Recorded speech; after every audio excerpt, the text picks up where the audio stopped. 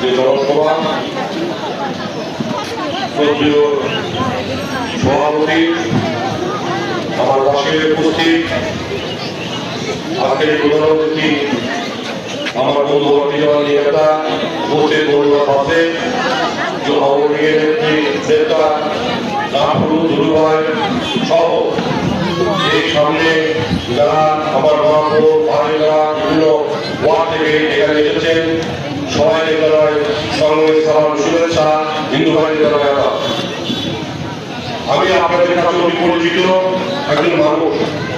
আমি দীর্ঘ সময় ধরে আপনাদের এলাকায় আসা যাওয়া করেছি। এখানে চেয়ারম্যান সাহেব আছেন ভোটার নির্বাচনের সময় আমি আপনাদের প্রতি ভাই বলে দিয়ে ভোটার জন্য ভোট চেয়েছিলাম, উনি নির্বাচিত হয়েছিলেন।